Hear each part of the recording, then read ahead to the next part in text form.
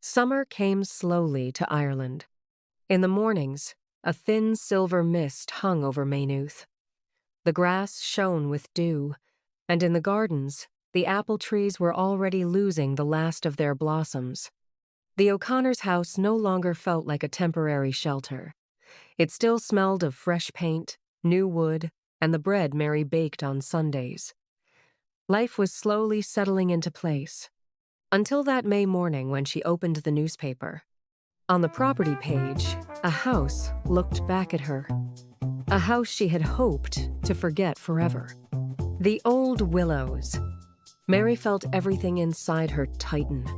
The past had not disappeared. It had simply changed its name.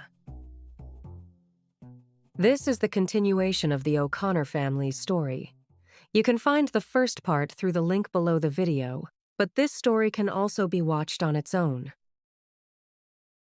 Evan was studying in Dublin, and more often he used words that made his younger sisters roll their eyes. Fiona had settled into her new school and had already made friends with a girl from the house next door. Nell was growing so fast that sometimes Mary looked at her in surprise and thought that soon her youngest child would be taller than her shoulder. Life had not become perfect. There were bills, a mortgage, and the endless choice between what they wanted to buy and what they had to give up. But peace and a sense of tomorrow had finally settled in their home. That morning, the rain had started before dawn. Ordinary Irish rain, quiet and persistent, as if someone outside was tapping their fingers against the window. Arthur was getting ready to go out, trying to fasten one cuff with one hand while looking for his keys with the other. "Have you seen my keys?" "In the bowl by the door," Mary said automatically, still looking at the newspaper page. "They're not there." "Then they're in your coat pocket." Arthur froze, checked the pocket, and gave her a guilty smile. "You're a witch." But Mary did not smile. Then he came closer and saw the advertisement. Old Willows. A narrow gravel path. A facade covered in ivy. The Old Willows stared at them from the newspaper page like someone you had parted from badly, tried hard to forget, and then suddenly met again in the street. Under the photograph, the advertisement said, "Green Horizon Estates presents a unique rent-to-buy opportunity. A dream family home in a picturesque location. Immediate move-in available, limited offer." And beside it was a small photograph of a woman in an emerald suit. A different hairstyle, lighter hair. Different makeup, a different name. Lorna Gray. But the smile was the same. Perfect. White. Cold. "Arthur," Mary said quietly.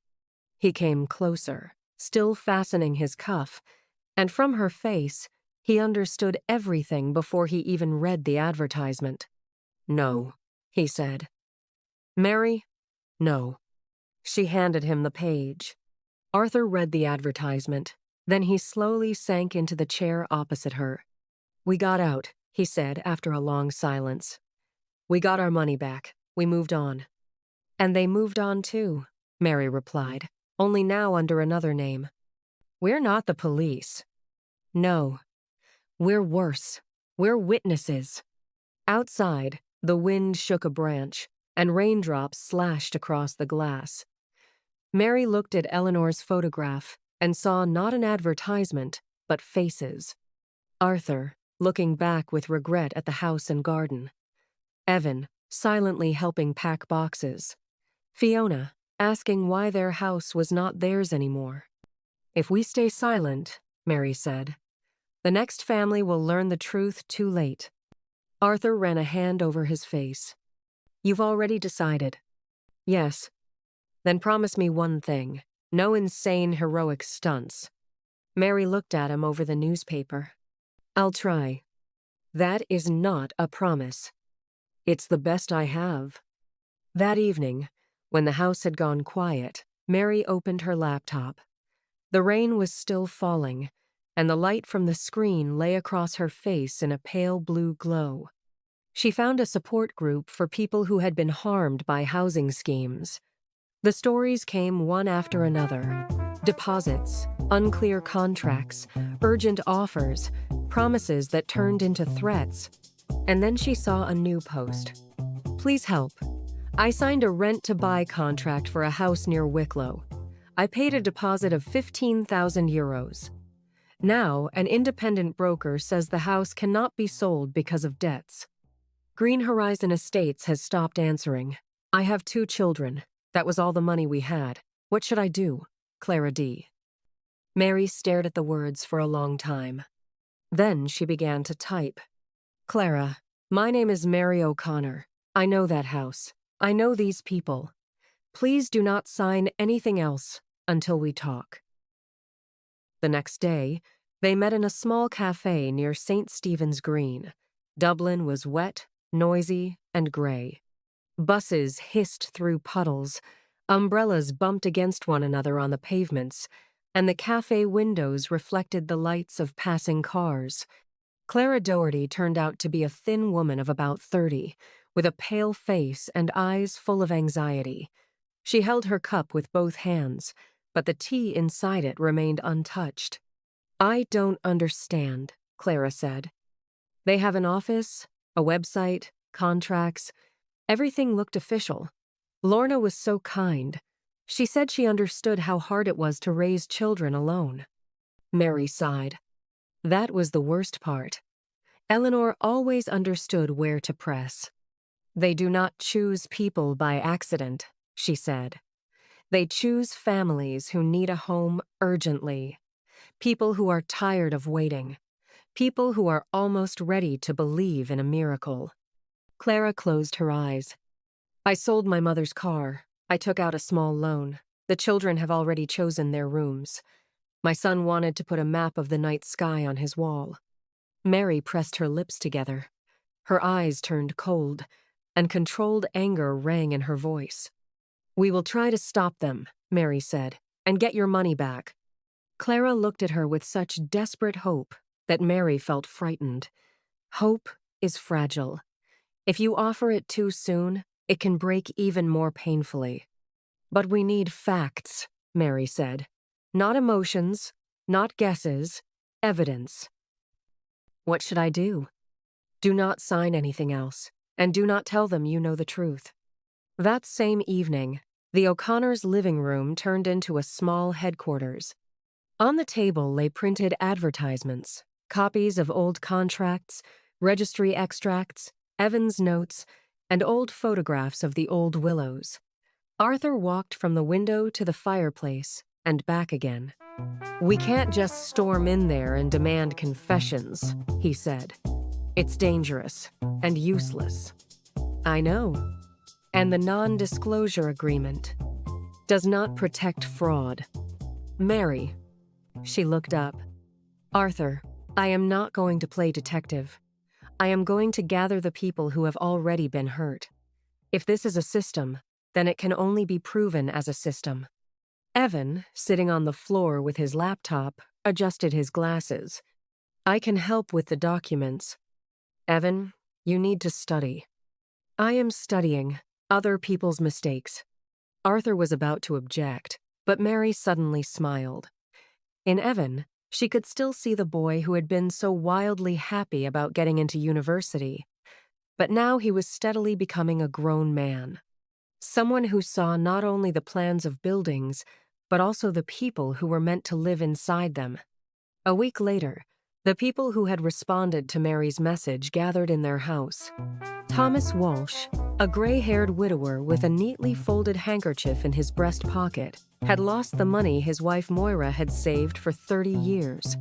Mr. and Mrs. Patel sat close together, holding hands so tightly it was as if they were afraid of being torn out of life again. A young teacher named Jamie Quinn nervously turned a set of keys between his fingers. Clara sat by the window and said nothing. Mary did not make a grand speech. She simply placed the newspaper advertisement on the table. They have started again. No one looked surprised. And that was the worst part. We won't prove anything, Jamie said. They have lawyers, and we have no evidence, just separate stories. Mary looked at the papers spread across the table. One story by itself proves nothing, she said. But when there are many stories, and they all follow the same pattern, it becomes a system, and a system can be proven. Thomas slowly shook his head. And what do we do with this system? We find someone who knows how to make the truth sound loud, Mary replied. So loud that it can no longer be ignored. That was how Ruth Kavanaugh entered their story. She was an investigative journalist, a woman of about 35, with short, dark hair, watchful eyes, and a habit of digging until she reached the bone. They met in a small office above a busy street in central Dublin. On Ruth's desk lay a recorder, a notebook, and a cup of coffee she seemed to have forgotten an hour ago. One case proves nothing, Ruth said. 5 cases begin to look like a pattern. But if we want the article to survive an attack from lawyers, I need documents, links between the companies, and proof that they knew these houses could not be sold. We'll find it, Mary said. You understand they may start putting pressure on you? They already did. The only difference is that before, we were alone. Ruth studied her for a long moment. All right. Then we work quietly.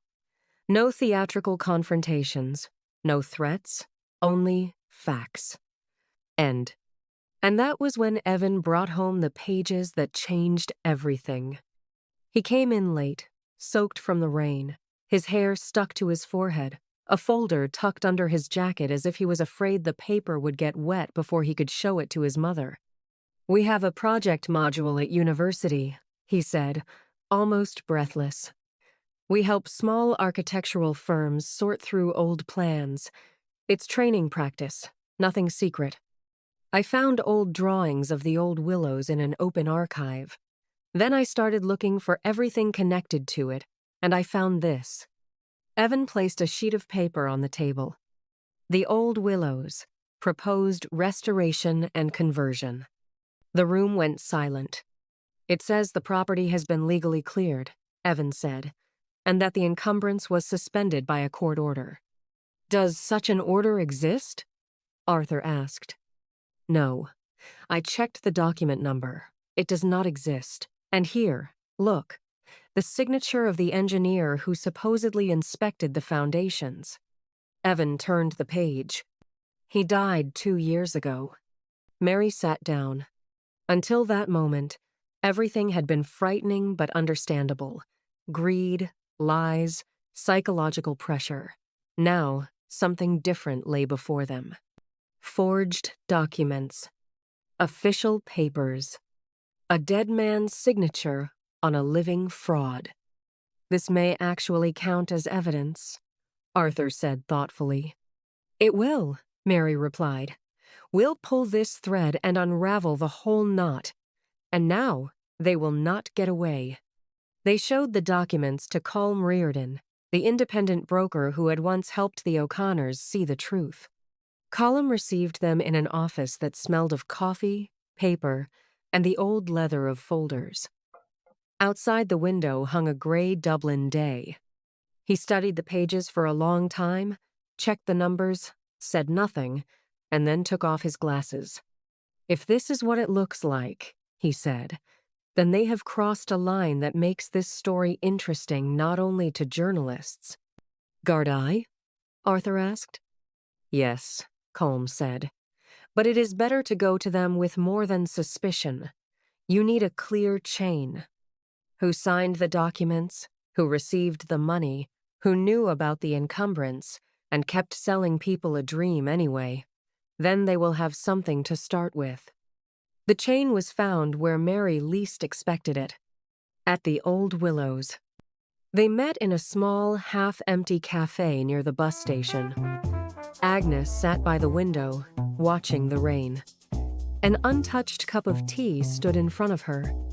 Mary, who had seen her before only briefly, in the shadow of her own house, was struck now by how small and almost transparent the woman seemed. Thank you for agreeing to meet me, Mary said, sitting down opposite her. I did not come to quarrel. I came to show you something." She took out the photographs.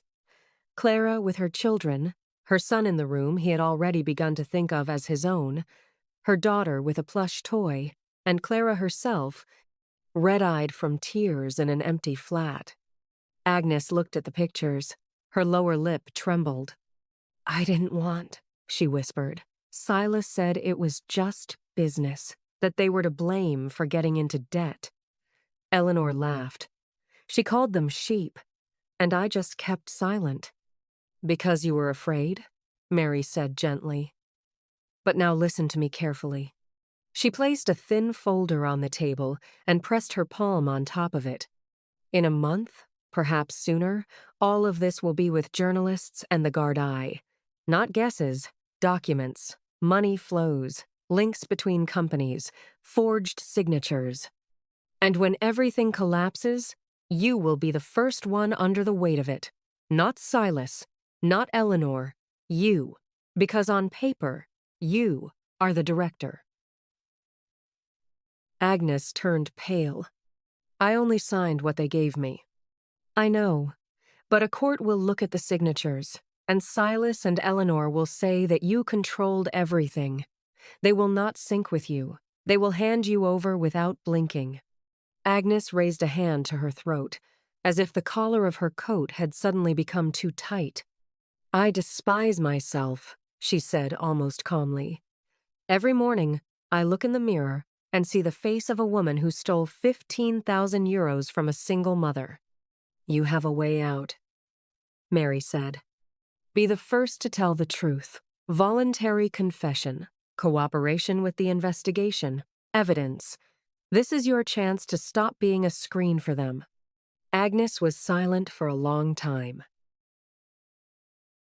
"What do I have to do?" Mary leaned closer. "We need the internal documents, the ones that show Silas and Eleanor knew about the encumbrances and still kept taking money. And the links between the companies. A map that will not have to be explained to the court with fingers and guesses." Agnes raised her eyes. There was no fear in them anymore, only the exhaustion of a woman who had carried someone else's guilt for too long. "In 3 days, you must come to the house with that woman from the photograph," she said. "Eleanor will arrange the meeting. I will prepare the flash drive and put it in the pocket of your coat. Hang it in the hall." She slowly stood up, a small bent figure against the rain-stained window. And suddenly she did not seem pathetic to Mary, but almost tragic. Like a person who knows she is walking toward ruin and still takes the step. "Do you really believe this will change anything?" Agnes asked. "It already has," Mary replied. "You are sitting here instead of running to Silas to report. You have already chosen. Now you only have to put the final point." Agnes nodded, more to herself than to Mary, and went out into the gray Dublin day. Mary finished her cold coffee. It tasted bitter, but never before had bitterness seemed so necessary. Now they had a chance. Clara was supposed to come to the final meeting and clarify the terms one more time. Mary insisted on going with her. "She'll recognize you," Arthur said. "Of course she will." "Then why go?" "Because I want her to know that we are not afraid anymore." The old willows met them with damp wind and the smell of wet earth.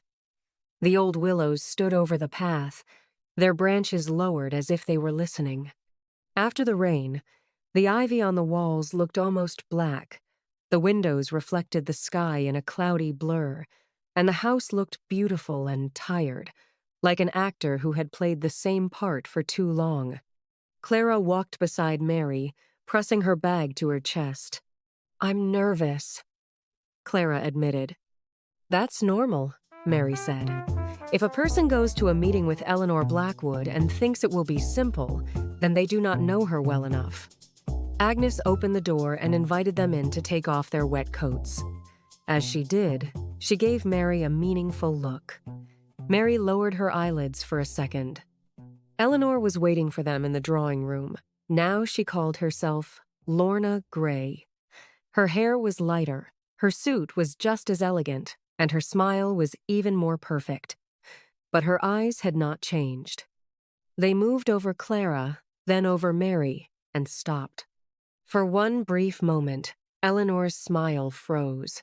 Then it grew wider. "Mrs. Doherty," she said smoothly. "How lovely. And this, I suppose, is your support?" Mary gave a nervous smile. "Mary O'Connor." "I know." Eleanor took a step closer. Her voice remained warm, almost affectionate. "Did you really think I would forget the woman who once cost us 30,000 euros? Mary felt her palms grow damp. The recorder was running in her bag. She knew she had to speak calmly. "And I had hoped you would forget your criminal trade." Eleanor poured tea into the cups.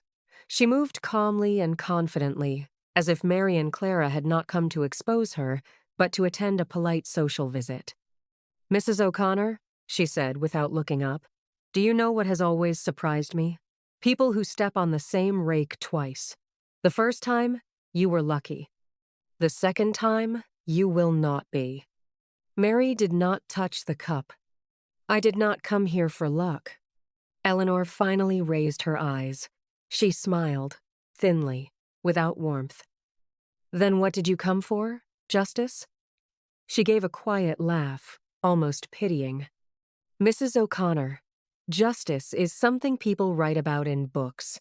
In life, there are documents, and all my documents are in order." She turned to Clara and began speaking in a different tone, calm, businesslike, with no trace of mockery. "Mrs. Doherty, I do not know what this woman has told you, but here is what I know for certain. You have a contract. You will have keys in 3 weeks. You have a house your children already believe is theirs, and Mrs. O'Connor has only an old resentment." Clara said nothing, her hands trembling around the cup. Eleanor leaned a little closer. "And if you listen to her," she said, nodding toward Mary, "then my solicitor will call you tomorrow. And believe me, Mrs. Doherty, legal battles are not what you need right now. You do not have money for lawyers. I do." She leaned back in her chair. "So choose a home for your children or Mrs. O'Connor's principles." Silence hung in the room. Clara looked at Mary. There was fear in her eyes, because Eleanor was telling the truth. Clara really did not have money for court. "Mrs. Doherty, I advise you to think very carefully," Eleanor said, her voice sharp with contempt. "Some people enjoy saving others, but not everyone is ready for the consequences of their actions." Clara turned pale, but did not look away. There was no trust left in her face now, only exhaustion and a desperate determination to get back what had been taken from her. Mary stood up. "You are a shameless liar," she said. "You are robbing a single mother with 2 little children." Eleanor looked at Mary with a hard, narrowed gaze. "You, Mrs. O'Connor, are interfering in something that is none of your business, and you will regret it." "No," Mary replied. "You will regret it. Not today. Today you still think you will wriggle out of this." They left in the rain. Mary held the flash drive in her pocket so tightly that it felt not like a piece of plastic, but like someone's last hope. Ruth did not publish the article at once. First, she checked everything: companies, addresses, old advertisements, dates of payments, contracts, registry extracts. Column confirmed the most important part. The old Willows and several other houses still could not be freely sold, and the documents used by Green Horizon Estates looked suspicious at the very least. Evan helped build a timeline for the restoration project: dates, inconsistencies, the signature of the dead engineer. This was no longer a complaint. It was a map of the scheme. The article came out on Sunday. After weeks of rain, the morning was clear, almost impossibly bright. On the front page stood the headline, "The Old Willows: How a Dream Home Became a Trap for Families." Under the headline were photographs of the house, company diagrams, quotes from victims, and fragments of messages in which families were called flow, turnover, and sheep to be sheared. Ruth's phone began ringing before breakfast. A woman from Galway, a man from Cork, a young couple from Kildare. Different agencies, different houses, different names, but the same promises, deposits, threats, and silence after the money disappeared. By evening, Ruth said, "This is no longer just a scam. It is bigger than we thought." The next day, Mary, Arthur, Clara, and Ruth handed the materials over to the Gardaí. Now it was a chain. Families, contracts, payments, companies, forged documents, and people who had hidden behind beautiful words for far too long. And then, the official investigation began. Silas Blackwood was arrested at Dublin Airport before a flight to Malaga. He was wearing a dark coat, carrying a leather suitcase, and had the face of a man who had spent his life believing that doors opened for him by themselves. This time, the door opened in the wrong direction. They found a large amount of cash in the suitcase, along with documents for a transfer through a Cypriot fund. Eleanor was arrested later in the offices of Green Horizon Estates. According to Ruth, she was perfectly dressed and had managed to ask for her lawyer before the officer finished introducing himself. In the news photograph, her smile was gone. The trial lasted almost a year. During that time, autumn turned to winter, winter to spring, and spring brought long, bright days back to Dublin. Mary did not attend every hearing, but on the most important days, she was there, beside Arthur, Clara, and the other harmed families, who over those months had become something more than witnesses in the same case. They were no longer lonely people who could be frightened by a lawyer's phone call or an elegant threat on company letterhead. They had become one another's voices. The courtroom was old, stern, and a little cold. Wooden benches, tall windows. The smell of paper, rain, and tension. Sometimes Evan came too. He sat a little apart, a notebook on his knees, drawing the lines of the windows, the curves of the molding, the strict shapes of the benches, as if he needed to hold on to the architecture so he would not drown in the human filth that rose through the testimony. Silas Blackwood carried himself with grim dignity, a former barrister, a man who had once spoken in courtrooms like this from the other side.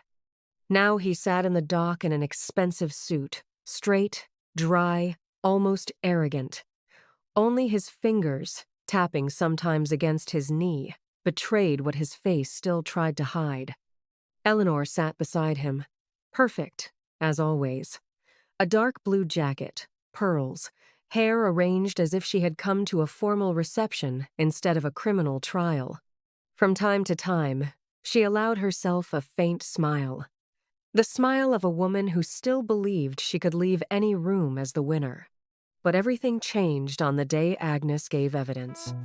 That morning, a fine rain was falling, the kind of Irish drizzle that blurs the line between sky and stone. Agnes entered the courtroom in a simple gray jacket. It hung a little loose on her, making her seem even smaller. She sat in the witness box and placed her hands on the wooden rail. Her fingers were trembling, but when she began to speak, her voice was quiet and firm. Eleanor's lawyer rose for cross-examination. He was young, self-confident, with a smile he had clearly practiced in front of a mirror. "Mrs. Blackwood, is it not true that you were the director of the companies through which the victim's money passed?" "Yes," Agnes answered. "Is it not your signature on the payment orders?" "Yes." "And on the registration documents?" "Yes." The lawyer paused and turned to the jury, as if he already held victory in his hands. "Then perhaps it was you who controlled the whole scheme? And now you are trying to save yourself by shifting the blame onto your husband and stepdaughter?" The courtroom became so quiet that Mary heard Clara hold her breath beside her. Evan stopped drawing. Arthur took Mary's hand. Agnes was silent for several seconds. Then she looked not at the lawyer, but at Eleanor. "Do you want to know what my signature is?" she said. "My signature is just an empty space. For 4 years, papers were brought to me. Silas would say, 'Sign here, dear. It is only a formality.' Eleanor would put contracts in front of me and say, 'You do want to help the family, don't you?' And I signed, because I believed them, because I was afraid to ask, because it was easier not to know." She drew a breath. No one in the room moved. Silas created this system. He knew the law. He knew the loopholes. He knew how to write a contract so that a lie looked legal. He called it the architecture of risk. And Eleanor made that architecture beautiful. She wrapped deception in designer paper, expensive suits, and a soft voice. Eleanor stiffened almost imperceptibly. The smile disappeared. Agnes turned to the jury. "I am guilty," she said. "Guilty of staying silent, guilty of signing, guilty of drinking tea in a house where every cup may have been bought with someone's last money. I despised myself for it, but I did not create the scheme. I was a screen, a convenient, quiet, obedient screen, and it took me 4 years to find the courage to stop being one." Her voice trembled, but it did not break. "I brought the investigation everything. Accounts, tables, correspondence, links between companies. I came voluntarily. You may hate me for what I did. I hate myself for it too. But these people here know the truth. I did not control the scheme. I helped destroy it." Someone in the courtroom sobbed quietly. Eleanor's lawyer tried to object, but the judge raised her hand, and he sat down. After that, the defense began to fall apart. Eleanor tried to cling to the story that she had been nothing more than a sales manager, the pretty face of the company, a person who did not know the legal details, but the documents said otherwise. The correspondence said otherwise. Agnes said otherwise. When the prosecutor read aloud Eleanor's message saying that the family flow must be accelerated, the money needs to move, she lowered her eyes for the first time. Not from shame, from anger. Mary understood that at once. She knew that face too well. The day of the verdict was clear. After weeks of rain, the sky above Dublin was clean and almost impossibly blue. Sunlight poured through the tall courtroom windows and lay across the floor in long golden rectangles. The judge spoke calmly, without anger, without theater, and because of that, every word sounded heavier. Silas Blackwood and Eleanor Blackwood received severe custodial sentences. Silas was permanently barred from legal practice. Eleanor was disqualified from managing companies for many years. Silas did not flinch. He only nodded slowly, as if accepting not a sentence, but the loss of a game he had believed was already won. Eleanor lowered her head, and for the first time, Mary saw not a queen in a perfect suit, but a small, angry, defeated person. Clara began to cry quietly. Thomas Walsh took the neatly folded handkerchief from his pocket. Mr. and Mrs. Patel embraced in silence, tightly, as if only now allowing themselves to believe that it was over. Then the judge looked at Agnes. "Your role in this scheme was significant. However, the court takes into account your voluntary confession, your cooperation with the investigation, and the evidence you provided, without which exposing the crime would have been substantially more difficult. 1 year's imprisonment, suspended." There was no applause in the courtroom. People do not applaud in court, but a deep, collective breath moved through the rows. The breath of people who had waited too long to hear the truth finally spoken aloud. When the officers approached Eleanor, she stood up slowly. For 1 second, she turned toward Mary, and their eyes met across the courtroom. Mary did not smile. She did not look away. She did not triumph. She simply looked at her calmly and directly. because this was not victory over an enemy. It was the truth, finally taking its rightful place. The court ordered the old willows to be sold at open auction. Part of the money was to go to the harmed families. It did not return everything. It did not erase the sleepless nights, the humiliation, the quarrels, the fear of letters and phone calls, but they had achieved justice, and that allowed them to look toward the future with hope. A year later, the O'Connors' garden was full of light again. The summer evening came down slowly and softly, like a warm blanket. Insects chirped in the grass. Over the fence drifted the smell of cut greenery and rosemary. Mary and Clara sat in the gazebo with cups of tea in their hands. Clara had come with her children in a small blue car.